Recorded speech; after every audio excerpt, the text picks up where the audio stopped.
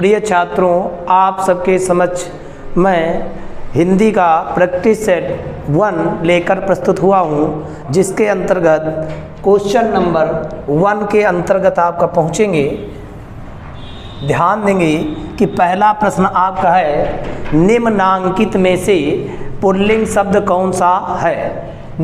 मजा, सजा, रजा, कजा।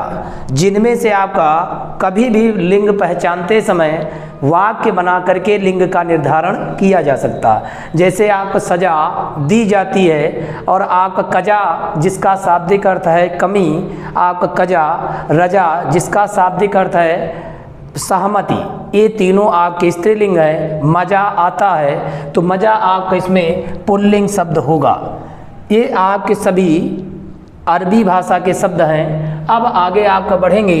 दूसरा प्रश्न है, शेष कादंबरी उपन्यास की लेखिका। शेष कादंबरी उपन्यास की लेखिका आपकी हैं अलका सरावगी। अलका सरावगी। मृदुला गर्ग, मन्नू भंडारी, उषा प्रियंवदा, ये भी उपन्यासकार हैं जिनके अलग अलग उपन्यास हैं। अब आगे आपका प्रश्न नंबर 3 में आप पहुँचेंगे। प्रिय स्वतंत्र रहो अमृत मंत्र नो, भारत में भर दे बीणा वादिनी वर दे वर दे। ये प्रिय आपकी कविता या आपका पंक्तियाँ प्रस्तुत आपकी पंडित सूर्यकांत त्रिपाठी निराला की हैं। अब आगे आपका बढ़ेंगे प्रश्न नंबर आपका 4, जिसमें आपका आगे बढ़ेंगे बादल राग कविता के रचनाकार।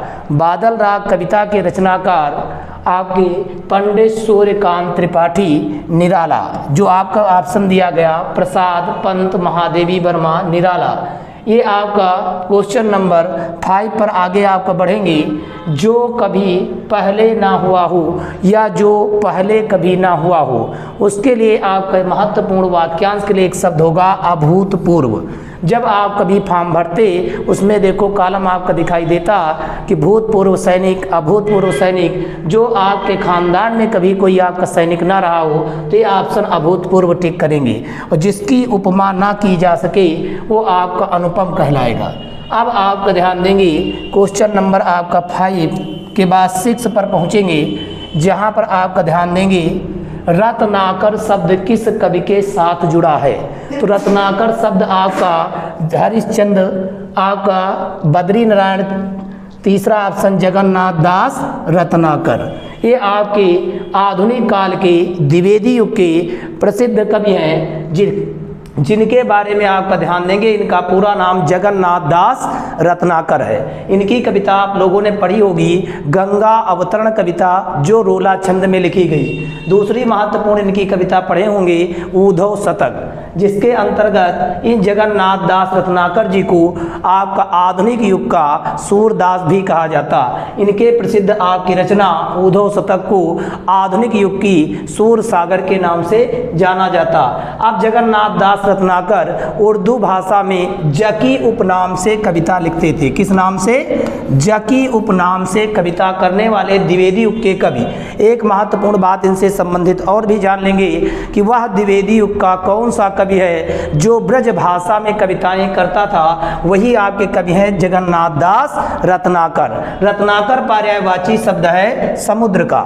जो भी आपका ध्यान देंगे, आप लोगों ने समुद्र मंथन की घटना सुनी होगी, जिसमें आप 14 महारत्न आपके निकले, और उन्हीं रत्नों में से माँ लक्ष्मी भी आपकी एक हैं जिन्हें सिंधुजा के नाम से जाना जाता। अब आगे आपका बढ़ेंगे क्वेश्चन नंबर आपका 7, जिसमें अभिज्ञ शब्द का विलोम शब्द पूछा गया। सभी चारों ऑप्शन मिलते जुलते हैं, लेकिन शुद्ध ऑप्शन आपका होगा भिज्ञ।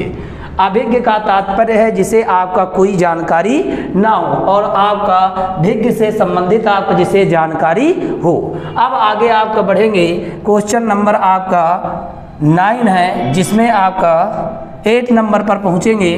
तेजोमय का सही संधि विच्छेद है, जिसमें आपका क्या होगा? तेज प्लस ओमय, तेजा प्लस मय, तेजा प्लस अमय, तेजो प्लस मय। तो तेजो में ओ की मात्रा विसर्ग में बदल जाएगी, तेजा प्लस मय। तो ये आपका विसर्ग संधि का उदाहरण है। कौन सी संधि होगी? विसर्ग संधि। अब आगे आपका बढ़ेंगे, स्वयस्तु का संधि विच्छेद होगा, तो इसे जब अलग करेंगे तो यहाँ पर या मिल रहा है, इस या को आपका अलग करने पर छोटी ई प्लस छोटा आ मिल करके या बनेगा, तो सही विकल्प आपका होगा स्वस्ति प्लस अस्तु होगा। मुक्त छंद के प्रवर्तक या प्रणेता, मुक्त छंद के प्रवर्तक या प्रणेता पंडित सूर्यकांत त्रिपाठी निराला जी को माना जाता। इससे क्वेश्चन पूछा जाता, मुक्त छंद से तात्पर्य वह छंद जिसमें ना आपका वर्णों या अक्षरों और आपका वर्णों या अक्षरों के साथ साथ मात्राओं का भी कोई विधान ना हो, उसे मुक्त या मुक्तक छंद के नाम से जाना जाता, जिसके प्रवर्तक पंडित सूर्यकांत त्रिपाठी निराला को माना जाता। इनके इस छंद को आपका आचार्य महावीर प्रसाद द्विवेदी द्वारा प्रमुख आपका नाम दिया गया, जिसे आपके महावीर प्रसाद द्विवेदी जी ने रबड़ छंद का नाम भी दिया, रबड़ छंद भी कहा, रबड़ छंद का नाम भी दिया। अब आगे बढ़ेंगे आप लोग, हानूस नाटक के रचनाकार, ये प्रसिद्ध नाटक आपके पेपर में बहुत पूछा जाता। इनके दो अन्य नाटक भी आप जान लेंगे, रंग दे बसंती चोला, कबीरा खड़ा बाजार में, हानूस, ये तीनों फेमस आपके नाटक आपके भीष्म साहनी के हैं। आगे बढ़ेंगे क्वेश्चन नंबर 5 पर, जहां पर आपसे पूछा गया रस से संबंधित क्वेश्चन है, निर्वेद या सम किस रस का अस्थाई भाव है? तो सबसे महत्वपूर्ण निर्वेद या सम अस्थाई भाव शांत रस का है, शांत रस का है, और ये शांत रस से संबंधित आपका है। रौद्र रस का अस्थाई भाव सभी को ज्ञात ही होगा, क्रोध, क्रोध किस रस का अस्थाई भाव है? रौद्र का। क्रोध किस रस का अस्थाई भाव है? रौद्र का। करुण रस का अस्थाई भाव आपका शोक है, और इसी में आगे बढ़ेंगे, भयानक रस का अस्थाई भाव भय है, जो आज तक किसी भी एग्जाम में पूछा नहीं गया, बहुत आसान आपका है। आगे बढ़ेंगे क्वेश्चन नंबर 13 पर, संसद से सड़क तक कविता, ये आपकी प्रसिद्ध कविता धूमिल की है। धूमिल जी का पूरा नाम है सुदामा पांडे धूमिल, सुदामा पांडे धूमिल। अब ये आपके प्रसिद्ध इनकी कविता का नाम है संसद से सड़क तक। दो इनकी फेमस और भी कविताएं हैं, कल सुनना मुझे, सुदामा पांडे का प्रजातंत्र, जिनमें से संसद से सड़क तक कविता पर आपका ये प्रसिद्ध कविता है, जिस पर इन्हें कौन सा सम्मान दिया गया? व्यास सम्मान दिया गया। अब आगे आप बढ़ेंगे क्वेश्चन नंबर 14 पर, जहां से क्वेश्चन आपका बना कि देवनागरी लिपि का विकास किस लिपि से माना जाता है? तो देवनागरी लिपि का विकास ब्राह्मी लिपि से माना जाता। अब यहाँ पर थोड़ा आप समझने का प्रयास करेंगे कि देवनागरी लिपि जो है इसका विकास क्रमशः कैसे माना जाता है, ये पूरा क्रम आप लोगों को समझा देते हैं। सबसे पहले आपका ब्राह्मी लिपि, और ब्राह्मी लिपि के बाद आपकी लिपि आई जिसका नाम है शुंग लिपि, शुंग लिपि। शुंग लिपि के बाद आपकी आई कुषाण लिपि, कुषाण लिपि।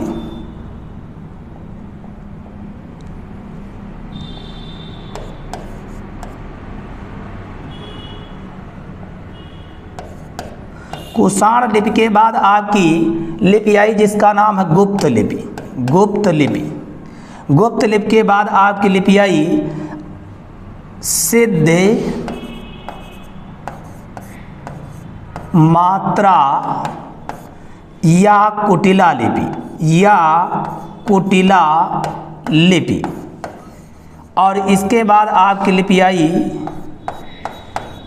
देवनागरी लिपि, देवनागरी लिपि।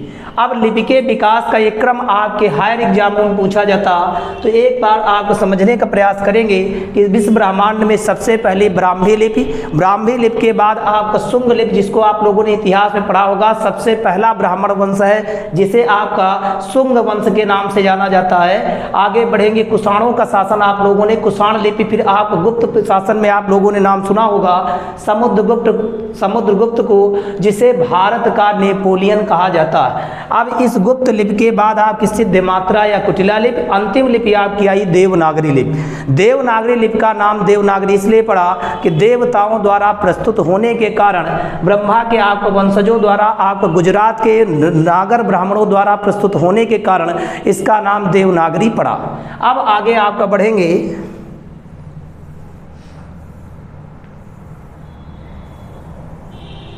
क्वेश्चन नंबर आपका है 15। क्वेश्चन नंबर 15 पर आगे आपका बढ़ेंगे। यहाँ प्रश्न आपका है, संतन को कहाँ सीकरी सो काम, आवत जात पनहिया टूटी बिसरी गयो हरिनाम। ये प्रसिद्ध आपकी पंक्ति है संत आपके कुंभन दास। कुंभन दास का संबंध अष्टछाप से है। अष्टछाप की स्थापना आप लोगों ने 1565 ईस्वी में सुना होगा, जिसकी स्थापना 1565 ईस्वी में गुरु वल्लभाचार्य के पुत्र स्वामी विट्ठलनाथ द्वारा की गई, जिसमें आपके पिता वल्लभाचार्य के 4 प्रिय शिष्य और आपका पुत्र विट्ठलनाथ के 4 शिष्य मिलकर के अष्टछाप की स्थापना करते। और कुंभन दास से क्वेश्चन पूछा जाता अष्टछाप के सबसे ज्येष्ठ कवि, सबसे ज्येष्ठ कवि का नाम पूछा जाए तो कुंभन दास। अब आगे आपको बढ़ेंगे क्वेश्चन नंबर 16, जिसमें आपका ध्यान देंगे कि तार सप्तक का प्रकाशनवत। तार सप्तक एक आपकी पत्रिका है जो प्रयोगवाद से संबंधित है। इसमें आपका प्रकाशन वर्ष पूछा जाए तो 1943 ईस्वी है। इसकी आपकी स्थापना 1943 ईस्वी में आपको संपादन का कार्यभार अज्ञे जी ने किया। अज्ञे जी का पूरा नाम आप सभी को पता होगा, सच्चिदानंद हीरानंद वात्स्यायन अज्ञे, जिन्हें कठिन गद्य का प्रेत भी कहा जाता। इनका एक प्रिय नाम है जो सबको पता नहीं होता, कुट्टिचाटन नाम है, कुट्टिचाटन। अब आगे आप बढ़ेंगे, आज तरोना ही रहो श्रुति सेवत इक रंग, नाक बास बेसरी बसे बस मुक्तन के संग। तो यहाँ पर नाक शब्द के 2 अर्थ है, पहला अर्थ और आपका दूसरा अर्थ। नाक का पहला अर्थ आपका स्वर्ग है और दूसरा अर्थ आपका नासिका है। अब यहाँ पर एक शब्द आया श्रुति, जिसके 2 अर्थ आपके हैं, पहला अर्थ है वेद और दूसरा अर्थ है कान। तो जहाँ पर कोई शब्द एक बार आए किंतु उसके अर्थ एक से अधिक हो तो वहाँ पर श्लेष अलंकार होगा। इसलिए विकल्प आपका कौन सा सही होगा, श्लेष। ये आपका प्रसिद्ध दोहा कविवर बिहारी का है, जो आपके बिहारी सतसई से लिया गया। अब आगे आप लोग बढ़ेंगे कि फाड़ी नखन सौ आंतरिन रुधिर मवाद निकारी, लेपति अपने मुखन पे हरस प्रेत गनि नारी। ये प्रसिद्ध आपकी पंक्ति का संबंध किस रस के स्थायी भाव से है, जुगुप्सा से। किससे भाई, जुगुप्सा। इसी को आप घृणा के नाम से जाना जाता है। ये आपका विभत्स रस का स्थायी भाव है, विभत्स रस। विभत्स रस का अस्थाई भाव क्या है, जुगुप्सा या घृणा। जहाँ पर घृणित वस्तुओं को देख करके मन में आप घृणा के भाव उत्पन्न हो तो वहाँ पर आपका रस कौन सा होगा, विभत्स रस, जिसका स्थायी भाव क्या होता है, जुगुप्सा या घृणा। अब आगे आपका बढ़ेंगे, सन्मार्ग शब्द में समास। सन्मार्ग को जब अलग करेंगे तो सच्चा है जो मार्ग, सच्चा है जो मार्ग, कर्मधारय समास होगा। और इसी शब्द में आपसे यदि संधि पूछ ली जाए तो सत प्लस मार्ग होगा व्यंजन संधि। व्यंजन संधि का नियम आप लोगों ने पढ़ा होगा, यदि किसी भी वर्ग का अंतिम अक्षर आए 5 बार तो उसी वर्ग का पहला अक्षर हो जाता है। ता वर्ग का 5वां अक्षर आप करना है और इसी के स्थान पर आधा ता हो जाएगा, सत प्लस मार्ग। अब आगे आप लोगों को बढ़ना है, संधि और समास दोनों इसमें है। आगे बढ़ेंगे, शीतोष्ण शब्द को अलग करेंगे तो शीत प्लस उष्ण।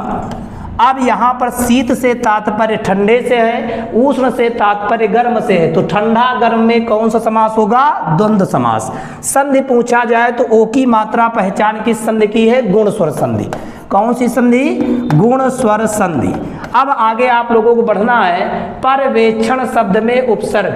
तो प्रा उपसर्ग दिखाई नहीं दे रहा, जब इसे अलग करेंगे तो परि उपसर्ग आएगा। संधि का नाम पूछा जाएगा तो व्यंजन संधि होगी आपकी। आगे बढ़ेंगे प्रत्यय से क्वेश्चन हरितिमा। तो हरितिमा में इमा प्रत्यय होगा, बाकी जो माँ हरि और तिमा आपके नहीं होंगे। ये विशेष ध्यान देंगे। हरितिमा आपका जो है इसमें लास्ट शब्द आपका जो मिल रहा उसको ज्यों का त्यों आपका लिख लेंगे और दूसरे वर्ड पर लगी मात्रा को लिखेंगे, ना कि उसके अंतर्गत शब्द को लिखेंगे। तो ध्यान देंगे ई और आपका माँ, इमा। अब आगे बढ़ेंगे स्तुति।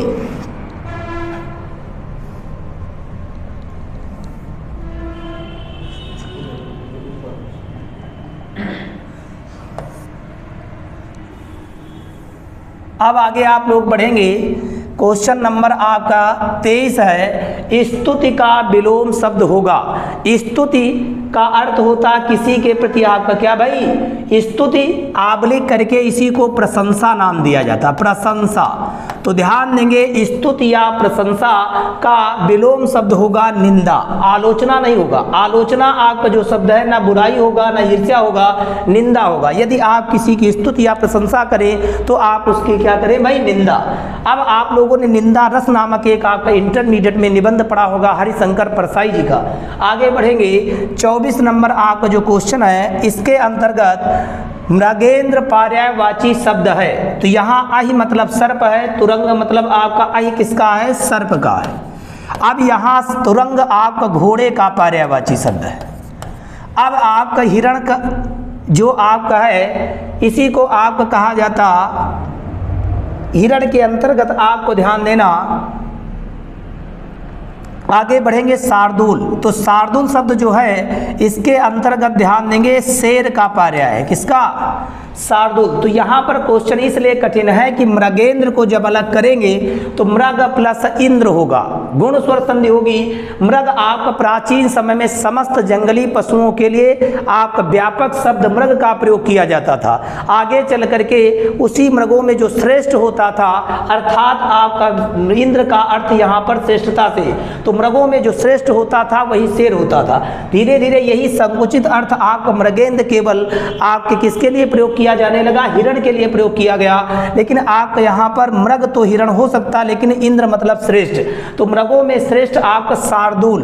शार्दूल पर्यायवाची शब्द शेर का, इसी को नाहर कहा जाता, इसी को नखायुध कहा जाता, इसी को केसरी कहा जाता। ये सभी आपके पर्यायवाची शब्द किसके हैं, शेर के हैं। अब आगे आपका बढ़ेंगे, गिरा पर्यायवाची शब्द किसका है, तो गिरा आपका पर्यायवाची शब्द मां सरस्वती का है। इन्हीं का पर्यायवाची शब्द आप लोगों ने भारती पढ़ा होगा और इन्हीं का पर्यायवाची शब्द आपका वागीसा पढ़ा होगा। आगे बढ़ेंगे, मां लक्ष्मी का पर्यायवाची शब्द सिंधुजा है और मां लक्ष्मी को आपका क्या कहा जाता, विष्णु प्रिया कहा जाता। पार्वती का पर्यायवाची शब्द शैलजा, शैलजा। अब आगे बढ़ेंगे, दुर्गा का पर्यायवाची शब्द आपका भी मां लक्ष्मी से ही संबंधित है। आगे बढ़ेंगे, दो पर्वतों के बीच की भूमि क्या कहलाती है, घाटी। सही विकल्प आपका क्या होगा, घाटी। अब आगे बढ़ेंगे, उपत्यका से मतलब समझेंगे कि पर्वतों के आपका बीच की जो भूमि आपका होती, दो पर्वतों के बीच की घाटी होती है, लेकिन पर्वतों के आपका निचली सतह को उपत्यका और ऊपरी सतह को आपका अधित्यका के नाम से जाना जाता है। अब आगे आपको बढ़ेंगे,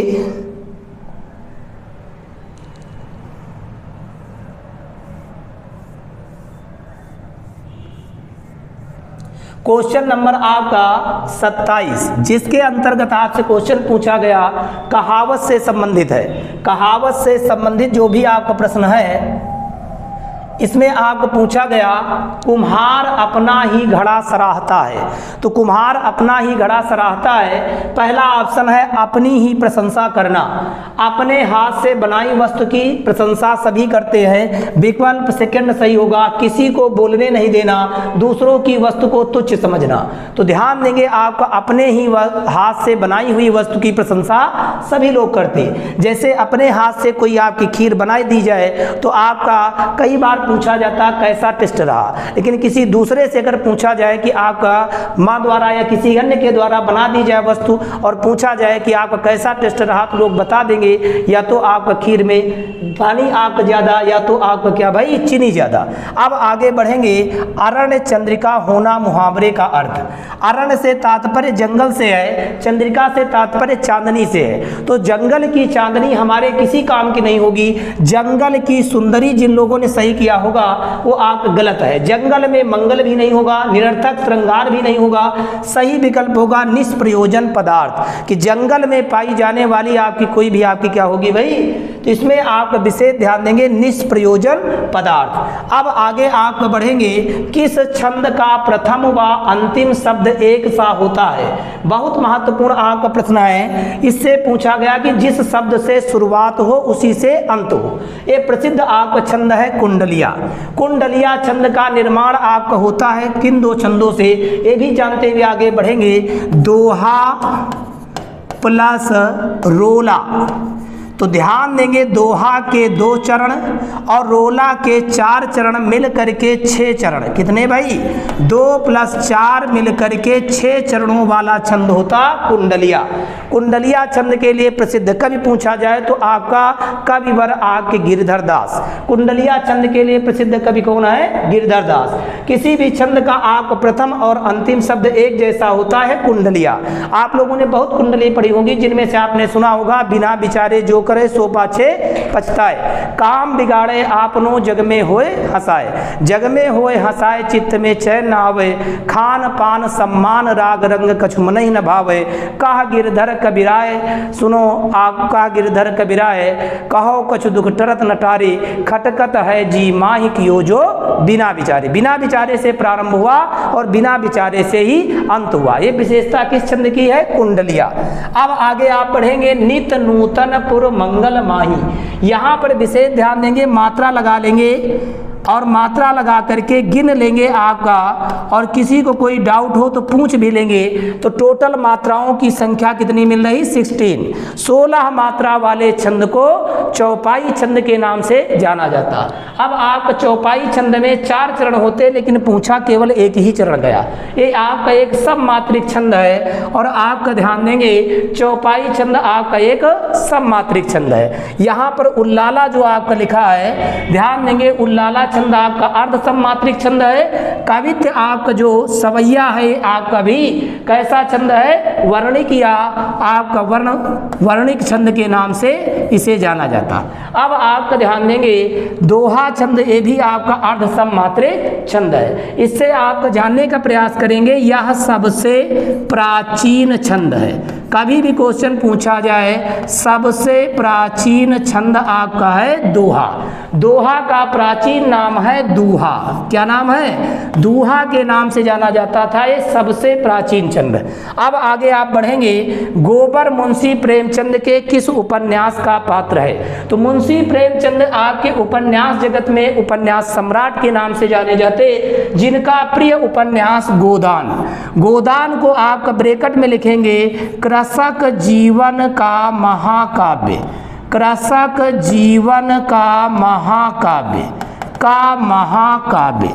कभी भी क्वेश्चन आपसे पूछा जाए कि कृषक जीवन का महाकाव्य मुंशी प्रेमचंद के किस उपन्यास को जाना जाता, गोदान। आप समझने का प्रयास करेंगे, गोदान के मुख्य पात्र का नाम होरी। होरी की पत्नी का नाम आपका है धनिया, और धनिया के और होरी से आपका उत्पन्न संतान का नाम क्या है, गोबर, और गोबर की पत्नी का नाम है झुनिया। अब कोई भी प्रश्न आपका गोदान उपन्यास से बने तो पहचान लेंगे आपका कि 4 मुख्य पात्रों में से पिता आपके होरी, और आपकी माँ का नाम आपका धनिया, पुत्र का नाम गोबर, और आपके पुत्र वधू का नाम झुनिया। अब आगे बढ़ेंगे, आपका मुंशी प्रेमचंद का जो गबन उपन्यास है, इसके मुख्य पात्र का नाम जालपा है। कभी भी प्रश्न पूछा जाए कि मुंशी प्रेमचंद के गबन उपन्यास का मुख्य पात्र कौन है, जालपा। अब आगे बढ़ेंगे, निम्नलिखित में से शुद्ध शब्द कौन सा है? जिजीविषा, जिजीविषा, जिजीविषा आपका विकल्प सही होगा फोर्थ। जिजीविषा आपका यहाँ पर छोटी ई और बड़ी ई प्लस आपका क्या भाई, तो यहाँ पर मूर्धन्य सा का प्रयोग किया जाएगा। ठीक, अब आगे आपका बढ़ेंगे, मुख बाल रविसम लाल होकर क्रोध सा बोझिल हुआ। वाचक शब्द आपको मिला होगा सा, तो ध्यान देंगे सा और सम किसके वाचक शब्द है? उपमा अलंकार के। किसके भाई? कि आप सा, सी, से, सम, समान, सरिस, सदृश, जैसे, ज्यों आपके किसके वाचक शब्द हैं भाई? उपमा अलंकार के। अब आपका यहाँ पर उत्प्रेक्षा के वाचक शब्द सबको पता होगा, जानु, जानव, मनु, मानव। और आप रूपक अलंकार में उपमेय उपमान का भेद रहित आरोप। यमक अलंकार में आपका होगा दो, जोड़ा या दो आपका पहचान लेंगे। अब आगे बढ़ेंगे, कहे कवि बेनी, बेनी मुख ब्याल की चुराई लेनी। यहाँ पर शब्द दो बार बेनी आया। कौन सा?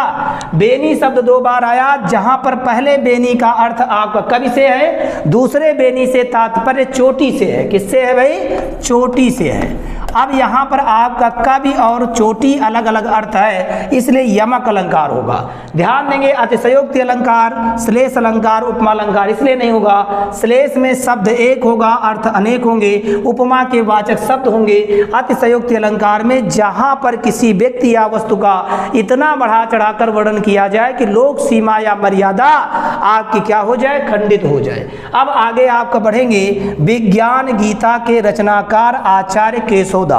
आचार्य केशवदास के उपनामों में इन्हें कहा जाता है, क्या कहा जाता है? हिंदी का कठिन गद्य का प्रेत, कठिन गद्य का प्रेत। और इन्हीं का एक उपनाम है अलंकारवादी आचार्य। अलंकारवादी आचार्य के नाम से किसे जाना जाता? केशवदास।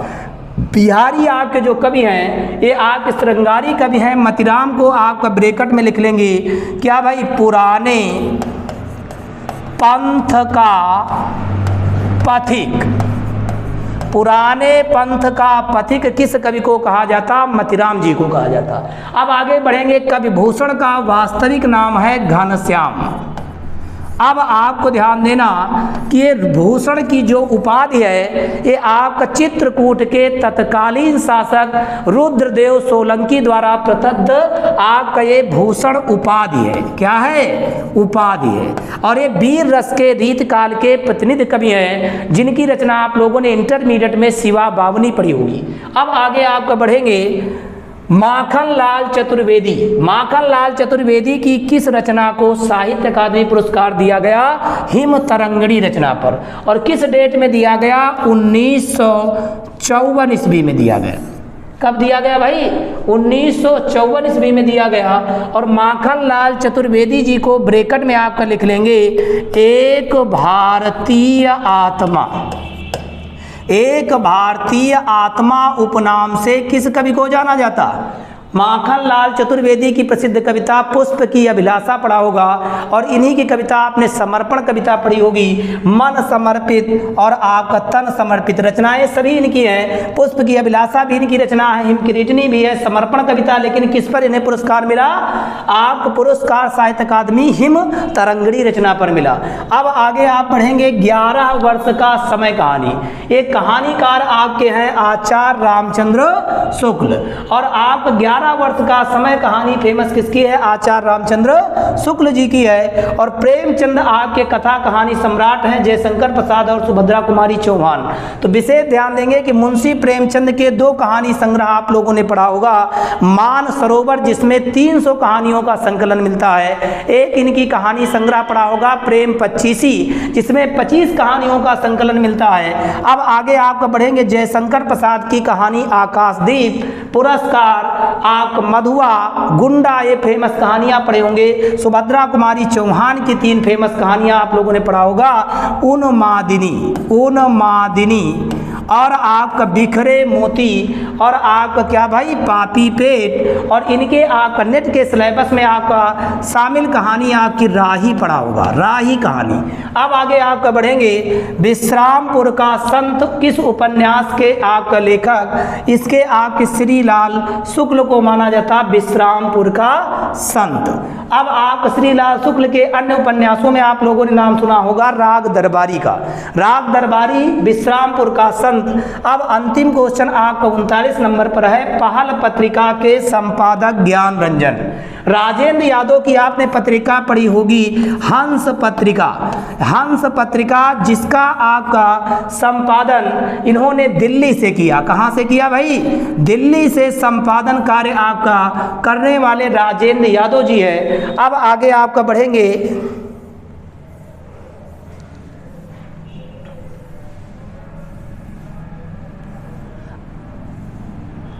रविंद्र कालिया, आपके नामवर सिंह, ये आपके नामवर सिंह की भी आपकी पत्रिका पढ़े होंगे, रविंद्र कालिया की आपकी पत्रिका पढ़े होंगे, तद्भव पत्रिका। अब आपका ध्यान देंगे स्फूर्ति का तद्भव शब्द, तो स्फूर्ति का तद्भव शब्द होगा फूर्ति। सौत का आप तत्सम होता है सापत्नी, सापत्नी, सौत का तद्भव होता सापत्नी। अब आगे आपका बढ़ेंगे सुग्गा, सुग्गा ये आपका कोई मतलब है नहीं, नाविक का आपका ध्यान देंगे। अब आपको विशेष ध्यान देना कि यहाँ पर फुर्ती वाला ऑप्शन ही आपका सही होगा।